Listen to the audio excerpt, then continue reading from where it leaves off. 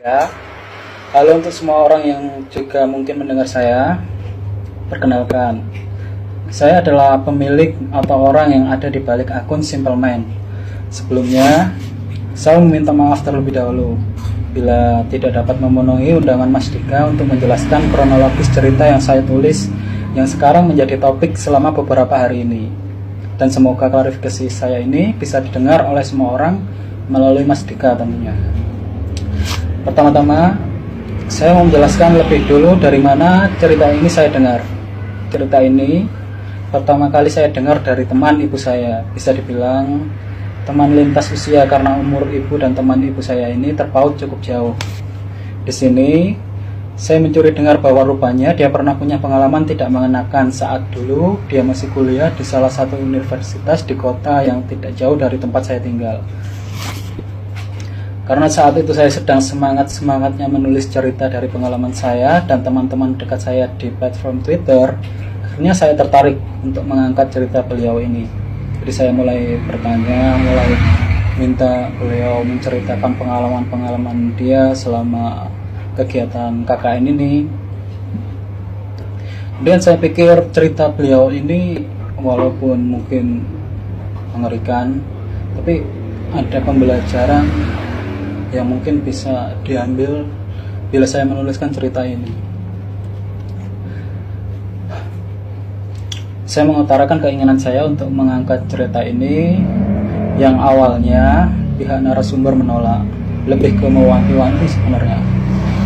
Dia takut bila nanti cerita ini bisa menimbulkan masalah pada beberapa orang yang terlibat secara langsung ataupun tidak langsung, karena cerita ini sudah sangat lama terjadi. Dan cerita ini seakan-akan benar-benar ditutupi oleh semua pihak yang terlibat waktu itu. Saya pun mencoba membujuk beliau dan berjanji tidak akan ada satupun pihak yang dapat melacak cerita ini, karena semua yang terlibat akan saya buat disamarkan, mulai dari nama, universitas, sampai desa tempat beliau melaksanakan kegiatan KKN ini. Jadi saya akan menceritakan ulang semua kejadiannya secara rapi, semacam storytelling lagi, merubah beberapa poin penting sehingga bila memang cerita ini nanti sampai ke orang-orang, tidak akan ada satupun pihak yang terlibat secara langsung ataupun tidak langsung bisa mengkonfirmasi kebenaran cerita ini. Karena niat awal saya sebenarnya simpel, untuk menulis cerita ini dan agar pembaca bisa mendapatkan pelajaran dari cerita yang saya tulis ini. Setelah mendengar penuturan saya, beliau akhirnya setuju dan meminta saya untuk benar-benar mengaburkan semua poin dari universitas, desa, bahkan bagaimana cara untuk menuju ke sana. Semua saya set ulang. Meski saya tidak benar-benar mengaburkan semua, karena ada beberapa poin penting yang memang lebih baik tidak diubah karena ada hubungannya dalam cerita ini. Kesalahan saya sebenarnya,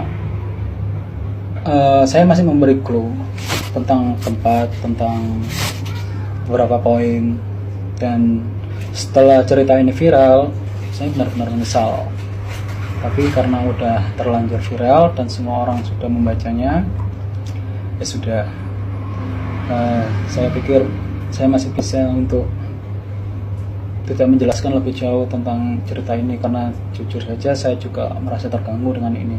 Apalagi pihak narasumber yang juga benar-benar merasa terganggu sih, nggak terganggu doang karena dia juga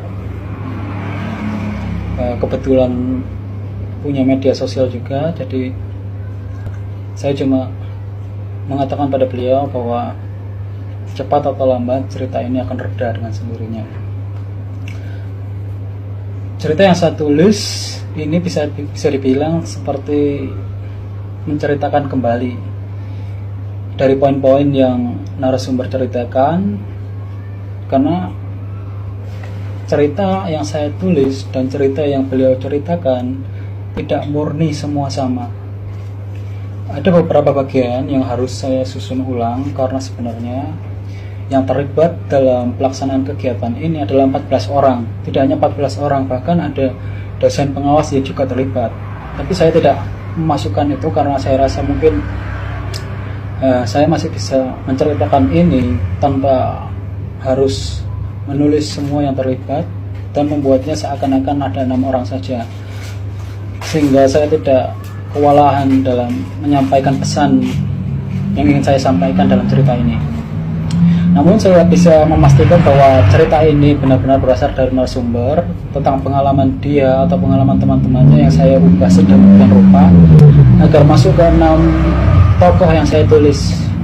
Dan saya merasa yakin bahwa cerita itu nyata, entah orang percaya atau tidak, tapi saya pikir itu nyata.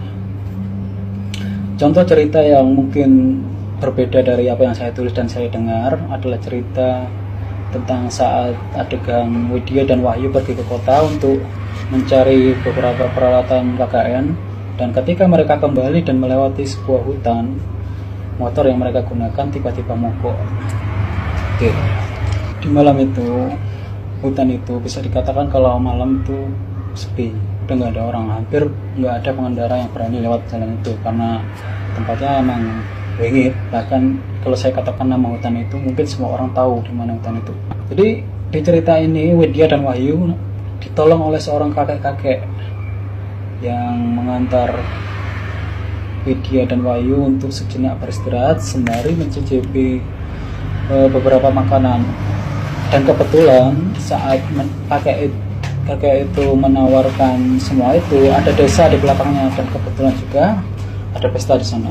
Seperti yang saya ceritakan semuanya, cerita ini sama dengan penuturan dari pihak narasumber. Hanya saja di cerita narasumber yang asli, ini bukan pengalamannya dia, tapi lebih ke pengalaman teman-temannya.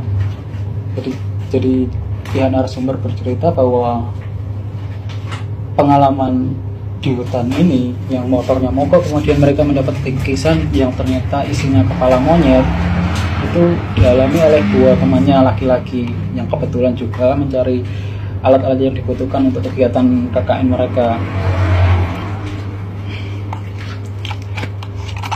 Bisa dikatakan, mungkin bisa diambil kesimpulan bahwa cerita yang saya tulis ini tidak murni sama dengan cerita yang saya dengar, karena memang ada bagian-bagian yang saya tidak tulis, ada juga bagian yang saya lebih-lebihkan, ada bagian yang saya kurangi karena alasan saya sendiri yang merasakan cerita ini terlalu gila sih kalau dipikirkan secara logika. Dan ada juga cerita yang memang murni pengalaman narasumber dan teman-teman yang mengalami kejadian ini secara langsung. Semua itu saya jadikan satu dalam bentuk tulisan yang membuat cerita ini sampai di poin klimaks. Di akhir cerita narasumber bercerita bahwa setelah kegiatan ini berakhir, 2 temannya harus meregang nyawa. Ya, 2 temannya meregang nyawa. Saat saya mendengar klimaks ini dari narasumber, saya sendiri seakan tidak percaya, karena ya gila aja kalau sampai harus meregang nyawa begini. Namun kesemuanya itu sama seperti apa yang saya tulis. Saya yakin bahwa cerita ini memiliki pembelajaran yang baik untuk orang-orang yang membaca, dan saya berharap orang-orang bisa belajar bahwa seperti yang saya dengungkan di ketikan saya, di mana bumi dipijak, di situ langit dicuci. Saya pribadi mohon maaf bila menyinggung siapapun yang merasa bahwa cerita ini menimbulkan kehebohan yang awalnya tidak pernah saya sangka sebelumnya. Dan saya sebagai penulis hanya bisa berharap semoga ada hal positif yang bisa diambil dari cerita ini. Jujur saja, saya nggak masalah waktu ada orang yang bilang cerita ini fiktif, fiksi, atau terlalu berlebihan. Ini masalah karena memang cerita ini nggak murni dari pihak narasumber, dimana saya buat set ulang, walaupun